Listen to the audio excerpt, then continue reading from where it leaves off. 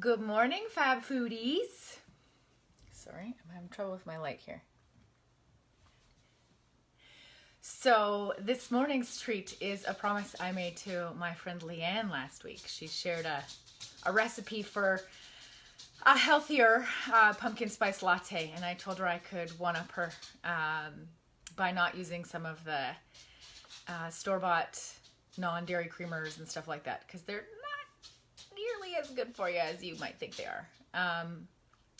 We can talk about that later, but non-dairy milk that you buy from the grocery store still has a lot of preservatives and emulsifiers and things, sugar like that added to it. So I'm going to show you two ways today to kick up your pumpkin spice latte without overdoing it too much. So I looked it up because I wanted to have some comparisons. Oh, yay, Leanne said she's watching. I wanted to give you some comparisons. So I looked up the nutritional info for the Starbucks one, because most people recognize the Starbucks pumpkin spice latte. It's a thing. It comes out in August and is here right through till, I don't know, Christmas or beyond. And people go crazy for it. There's lots of infographics that get shared about just how bad it is for you, whatever. I say, when in Rome, like if you want to have a Starbucks pumpkin spice latte because you're stuck sitting around waiting for somebody and you want to indulge, go for it.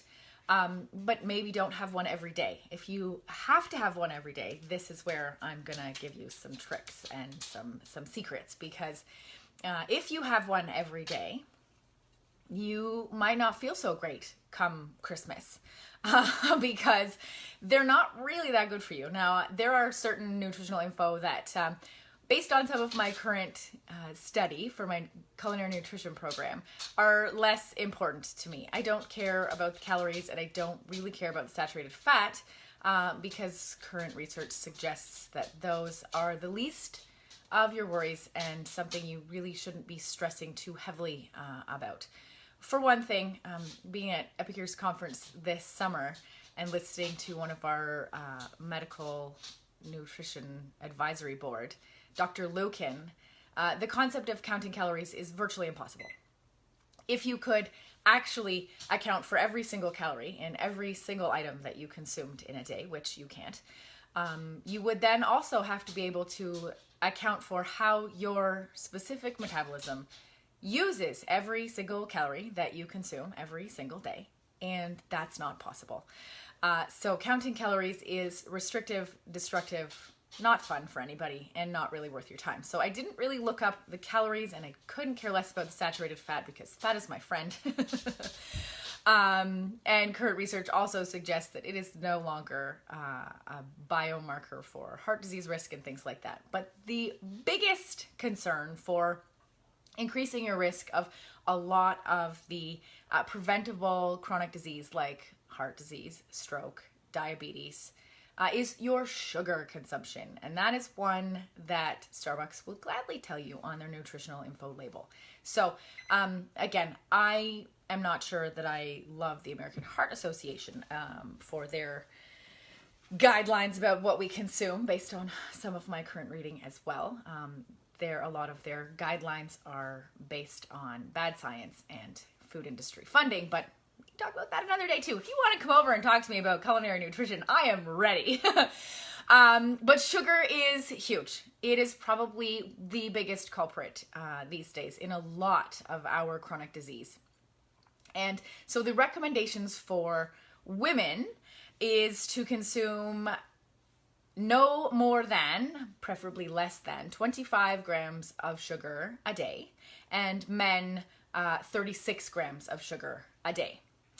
The grande pumpkin spice latte, so that's the 16 ounce, contains 50.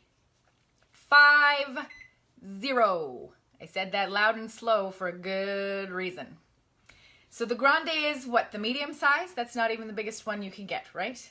50 grams of sugar at breakfast or in the middle of the afternoon, whenever it is you have one, is twice the recommended daily intake for women and almost twice the recommended daily intake for men. So if you wanted to cut that back and have the tall, which is the smallest one, the 12 ounce, you're still getting 39 grams of sugar in that. So that is still more than the recommended daily for men and significantly more than the recommended daily for women. And that's in one, albeit delicious, beverage. Then you can't eat any more sugar for the rest of the day. For some people, that's fine because lots of people, maybe they're cutting that out. But I guess if they're the kind of people that are not having added sugar, they're not having Starbucks pumpkin spice lattes anyway.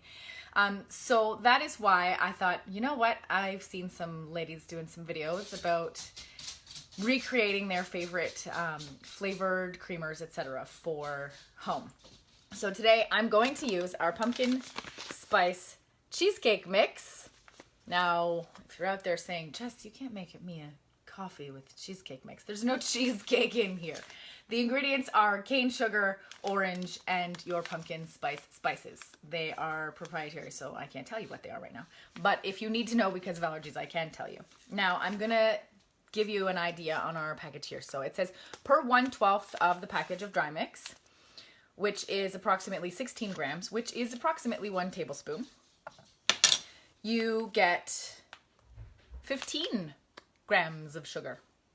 So that is still, I mean, you can only have 10 more for the day, but that is a significant drop. And it is organic cane sugar. I mean, there are the people out there who will say sugar is sugar, and it's true. Even if you eat a date or elixir maple syrup, it's still sugar. Your body still has to know what to do with it to process it. If you're pre-diabetic, maybe you can't have any. But this is a great way if you want to indulge in some of these flavors without totally overindulging in the ridiculous amounts of sugar that come in. And the thing about it is, it's not just the sugar, because it's a pump of syrup, right? So the syrup has other really awesome stuff in there, like emulsifiers and canola oil and oh God knows what. So this is going to be the easiest thing ever. I'm going to show you first how to make, so you can have your own little cruet of your flavored creamer in your fridge. So whatever your favorite type of cream is. So if you're using table cream, if you're using half and half, if you're using 10% or whatever your favorite coffee cream is, fill your cruet, 1 cup, with that. And then all we're gonna do is take 2 tablespoons of the pumpkin spice cheesecake blend and dump it in there. Now, if you really want to zhuzh it up, you can add a splash of pure vanilla extract. I would say less than 1/8 of a teaspoon, just because it is pretty strong and we've only got a cup in there. So your 4-in-1 spice spoon, the back is 1.25 teaspoons. So I am going to do 1/2 of the 1/4, and that just gives us a little splash of vanilla flavor in there. You don't have to add the vanilla if you don't want it, but it does just give it a little extra zhuzh. And then shake. And there's your pumpkin spice flavored coffee creamer. You can keep that one in the fridge, and whenever you need to give your coffee in the morning a little extra pizzazz, there you go. The other option I'm going to show you is to do like full-on frothy coffee and make it like an actual pumpkin spice latte, which is why the blender is here. So heat your favorite milk any way you prefer, any kind of milk you prefer. If you are trying to limit dairy, or you are using non-dairy alternatives for their healing properties, so whether it's a seed milk or a nut milk, go bananas, use whichever kind you like. I'm going to give you a couple of suggestions if you want to turn it into a full-on elixir. So the definition of an elixir is a warming drink that has healthful properties. So you can add in stuff like powdered collagen. There are a lot of brands out there that you can get that are flavorless. They dissolve entirely in liquid. Most of them contain as much as 10 grams of protein per tablespoon. They're really great for bone and joint health, fingernails, hair, etc. There are all kinds of other things you can add to elixirs. So medicinal mushrooms, whether you want focus, whether you want energy, whether you want to calm down and relax at the end of the day. I'm still learning about those ones, so I'm not giving any information on them. But if you know about your medicinal mushrooms and you want to go searching, I do know a couple of ladies who can actually hook you up with some coffee that is infused with them. And if you're entirely avoiding coffee, but you still really like the idea of a pumpkin spice latte, you can use dandelion powder. So I'm going to use that. I don't drink coffee. Anybody who has ever been in my presence when I've had some will understand why, because this is just every day, all day. I don't need caffeine for this. There are people who are just not caffeine people. Coffee is not my friend. I'm not huge on the flavor either, but when mixed in the right proportion with other things, the dandelion powder gives you a coffee-like flavor without the caffeine spike and crash. And dandelion powder also has some really great healing properties. So if you are doing an elixir, the dandelion powder gives you great stuff. It's good for hormonal balance, and women who are of a certain age, it really helps with leveling off that stuff. So to make it frothy, we need the blender. So take your heated milk, pour it in. I'm gonna do 1 tablespoon because I'm gonna drink the whole thing in one sitting. So 1 tablespoon is your 15 grams of sugar. It's still a bit, but it's not quite like your pumpkin spice latte. So I'm gonna do 1 tablespoon of the pumpkin spice cheesecake mix and like a teeny weeny of the vanilla. And then because all of my children are at school and I will actually get to enjoy this while it's warm, I am gonna add some dandelion powder and just sit and relax and enjoy because I do have a meeting at noon. So I'm gonna add half a tablespoon of the dandelion powder, and that will give you, I wish there was smell-o-vision, I say this all the time. It does have a nice coffee-like smell to it, but I find it's not as bitter as coffee, and it's not as strong a flavor. And then it's gonna get noisy for all of those of you who are watching with sound. Give it a blast.